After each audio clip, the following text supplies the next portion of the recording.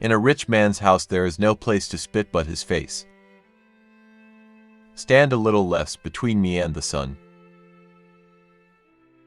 The foundation of every state is the education of its youth. He has the most who is most content with the least. There is only a finger's difference between a wise man and a fool.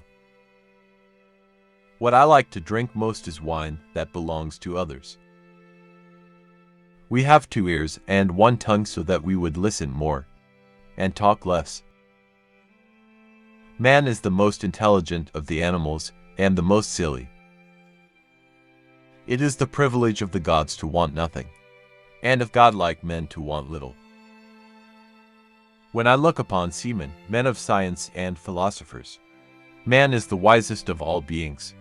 When I look upon priests and prophets, nothing is as contemptible as man. Of what use is a philosopher who doesn't hurt anybody's feelings? I am called a dog because I fawn on those who give me anything. I yelp at those who refuse, and I set my teeth in rascals. Those who have virtue always in their mouths, and neglect it in practice, are like a harp which emits a sound pleasing to others, while itself is insensible of the music. I know nothing, except the fact of my ignorance. I have nothing to ask but that you would remove to the other side, that you may not, by intercepting the sunshine, take from me what you cannot give.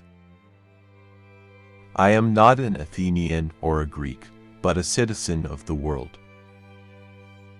As a matter of self-preservation, a man needs good friends or ardent enemies, for the former instruct him and the latter take him to task.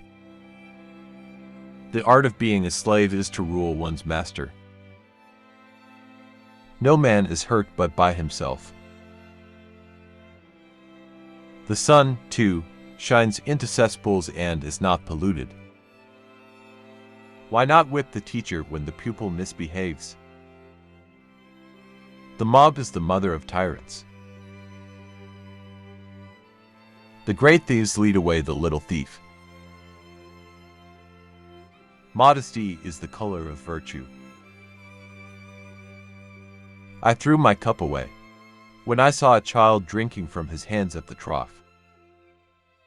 Dogs and philosophers do the greatest good, and get the fewest rewards. Blushing is the color of virtue. I do not know whether there are gods, but there ought to be. Calumny is only the noise of madmen. The sun penetrates into privies, but is not polluted by them. A friend is one soul abiding into bodies.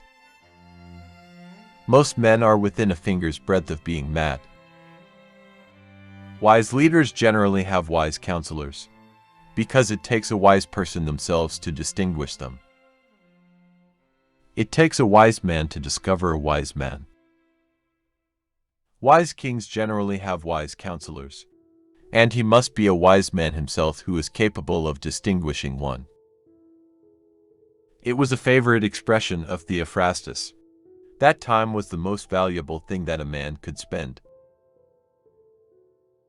Diogenes was an ancient Greek philosopher who lived in the 4th century BCE.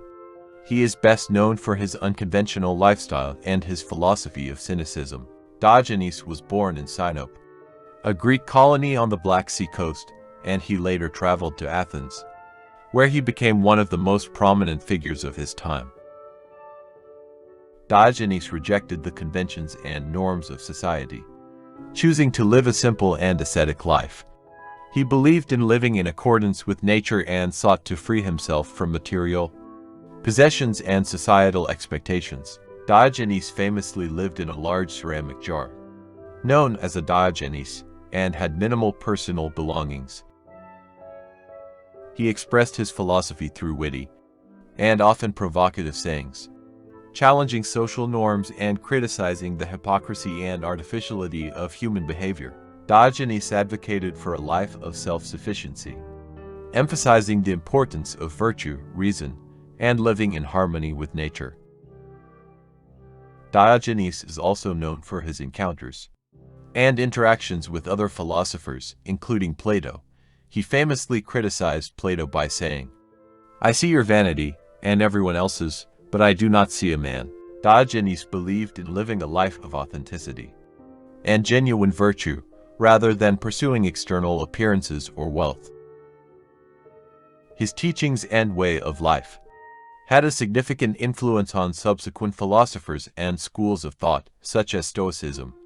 Although many of his writings have been lost over time, fragments of his ideas and anecdotes about his life have been preserved by other ancient writers. Diogenes' philosophy continues to be studied and admired for its emphasis on simplicity, self-discipline, and the pursuit of truth.